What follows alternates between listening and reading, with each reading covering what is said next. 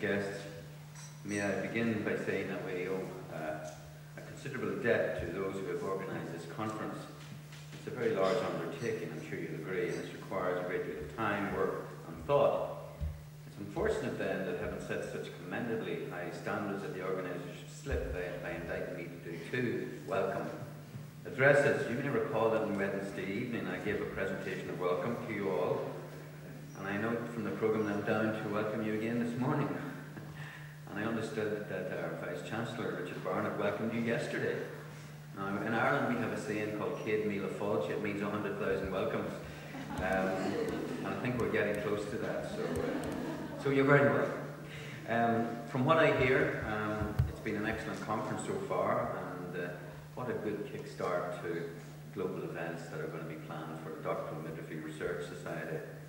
This conference also celebrates the fact that the RCM and the DMRS have a new partnership agreement to support doctoral midwifery research. This is good news, and it's also a fantastic opportunity to advance all aspects of midwifery research, including education, theory, which we're going to look at today, and of course practice. Now, you know better than I that the midwifery profession is not a static thing. It is vibrant and is continually improving its service to society. In her video on your RCM webpage, your General Secretary, Cathy Warwick, identifies some of the challenges facing UK midwives. These include midwifery numbers and resources, of course, pay and conditions, midwives' role in public health, again a very important agenda, manage midwifery networks, and ensuring that the government embraces the message that if they employ enough midwives and support them, the result will be high quality of care and fewer unnecessary interventions. Midwives here at Ulster are keen to do their bit to meet these challenges.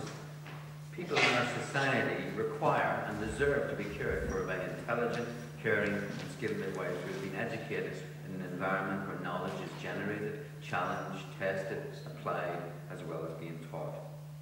Most of us in this room are blessed because we work in such an environment, and many of us are privileged to teach students who are hungry for knowledge. Before her tragic death in 1986, the Space Shuttle Challenger, Krista McCullough, do you remember her? She said, "Every day I touch the future because I teach." Now, by educating the next generation of midwives, you too are allowed to touch the future. Now, to illustrate further how you can touch the future, as Marlene says, we have another full day of excellent speakers and thought-provoking presentations. I'll not repeat the speakers, but you're in for a treat. I hope you have been allowed to take some time off from the conference programme to explore and enjoy the province. For those of you who are from outside Northern Ireland, I hope your experience over the last few days will make you wish to return. Be assured that you will have the warmest of welcomes. Now, on Wednesday evening, some of you will recall that I showed you that Northern Irish people were talented and industrious. Now, over the last few days, you may also have learned that we are very unassuming, and we have a relatively dark sense of humour. And to give you two examples of this, the first is a story about the Northern Ireland ambassador to Washington, D.C. He went to Washington, D.C. a few weeks before Christmas, and he was approached by a reporter from the Washington Post who asked him, you know, "You're a new ambassador, what would you like for Christmas?" We are very unassuming in Northern Ireland and very shy, so we didn't want to say too much. So we said, "Oh, well, just have a glass or a jar of glazed fruit. That's all I want." Is that all you want? That's all I want.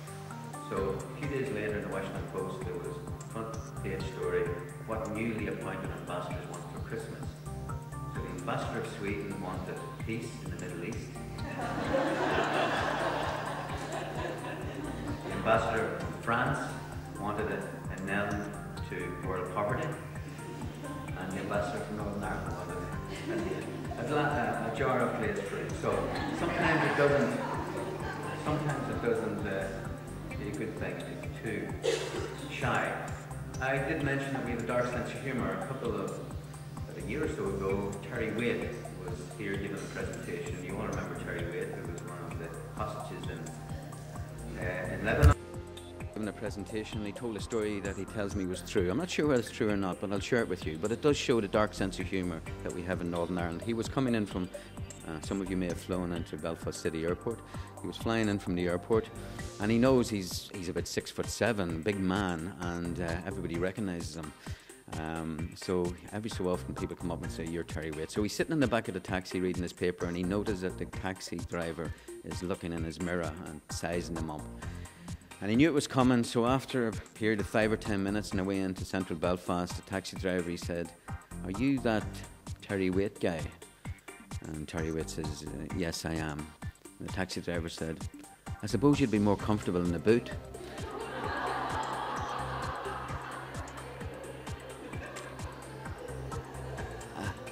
He took it. Anyway, he took it very well. But it does give and there are several other stories, but it does give you an insight into the dark sense of humour that we have in Northern Ireland. It's probably something to do with our dark past over the last 30 or 40 years.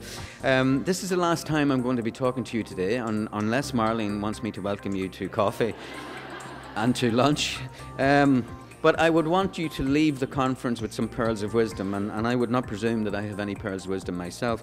But the Dalai Lama visited the university here a few years back, and he presented us with his 10 instructions for life, and I'll leave you with these. I think the first few of these are very relevant for health professionals and perhaps midwives. First one, follow the 3 R's. Respect for self, respect for others, and responsibility for all your actions. 2, when you realise you've made a mistake, take immediate steps to correct it. 3, open your arms to change, but don't let go of your values. 4, share your knowledge, it can improve the lives of others. 5, remember that not getting what you want is sometimes a wonderful stroke of luck. 6, value diversity. 7, remember that silence is sometimes the best answer. Marlene?